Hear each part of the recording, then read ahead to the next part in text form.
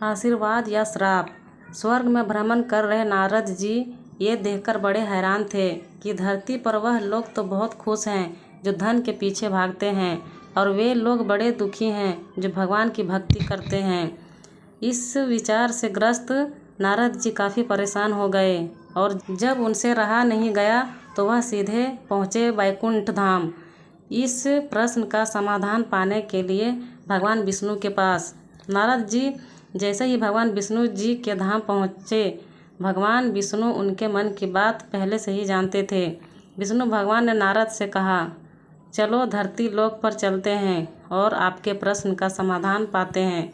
दोनों साधु का वेश धारण कर धरती लोक पर पहुँचे। वह दोनों सबसे पहले एक बड़े व्यापारी के द्वार पर भिक्षा मांगने के लिए गए। उन दोनों को अपने द्वार पर देखकर व्यापारी बड़ा गुस्सा हुआ, उन्हें भला बुरा कहा और बिना कुछ दिए उनको वहां से जाने के लिए कहा। जाते जाते साधु के रूप में भगवान विष्णु ने उसे आशीर्वाद दिया कि तुम्हें और भी ज़्यादा धन मिले। नारद जी को यह देखकर बड़ा आश्चर्य हुआ, लेकिन वह कुछ नहीं बोले और भगवान विष्णु के साथ चलते रहे। थोड़ी देर बाद वह एक बूढ़ी माँ की कुटिया पर पहुँचे। वह गरीब बूढ़ी एक छोटी सी कुटिया में रहती थी। उसके यहाँ जाकर जब दोनों साधुओं ने भिक्षा मांगी तो बूढ़ी माँ बोली, मेरे पास तो अब आप लोगों को देने के लिए ज़्यादा कुछ है नहीं, लेकिन हाँ, मेरे पास एक गाय है जो दूध देती है। अगर आप चाहो तो मैं उस गाय का दूध दो कर लाती हूँ। आप दोनों के लिए उसे पीकर अपनी भूख शांत कर सकते हैं। साधुओं के यहाँ कहने पर बूढ़ी माँ ने दोनों के लिए दूध का इंतजाम कर दिया। खुश होकर साधु के वेश में विष्णु भगवान ने जब बूढ़ी से कहा कि बताओ तुम्हें क्या चाहिए, तो बूढ़ी माँ ने कहा कि मुझे कुछ भी नहीं चाहिए, बस आप आशीर्वाद दीजिए, मेरे लिए इतना काफ़ी है। आशीर्वाद देकर दोनों साधुओं वहाँ से जाने लगे। तब जाते जाते विष्णु भगवान ने बूढ़ी माँ से कहा कि तुम्हारी गाय कुछ दिनों में मरने वाली है। वहाँ से थोड़ा आगे जाने के बाद नारद जी बड़े परेशान हो गए और विष्णु भगवान से बोले, यह कैसा न्याय है भगवान आपका? जिस व्यापारी ने हमारा इतना अपमान किया, हमें गालियाँ दी, आपने उसे और ज़्यादा धन पाने का आशीर्वाद दिया, और इस बूढ़ी माँ को जिसने हमारी इतनी सेवा की, हमारे लिए दूध की व्यवस्था की, उसे आप कहते हैं कि उसकी गाय जो कि उसके जीवन का आखिरी सहारा है, वह भी मर जाएगी। ऐसा क्यों?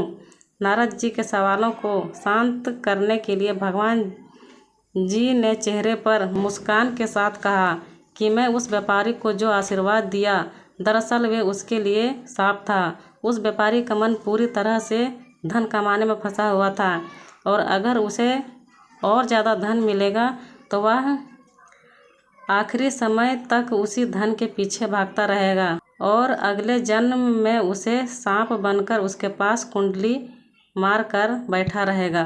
और यह रही उस बूढ़ी माँ की बात, तो कुछ बूढ़ी माँ का पूरा ध्यान अच्छे कामों में और भगवान भक्ति में था। हाँ, सिर्फ थोड़ा सा मन उसका उस गाय में अटका हुआ था, और वह अपने आखिरी समय में उस गाय का मुँह में यह चिंता करती रहती कि उसके जाने के बाद इस गाय का क्या होगा, क्या कोई उसे हानि पहुंचाएगा या मार डालेगा, और वह पूरी तरह से मुक्त नहीं हो पाती।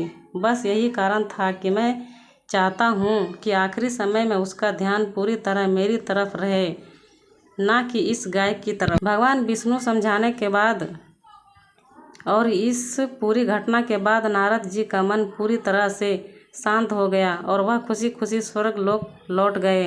दोस्तों, छोटी सी ये कहानी हमें कहती है कि हमें अपना जीवन अच्छे कामों में समर्पित करना चाहिए, ताकि अंत के समय में भी हम अच्छे कामों के बारे में सोचें और भगवान के बारे में सोचें, और इस जन्म मरण के बंधन से मुक्त हो सकें।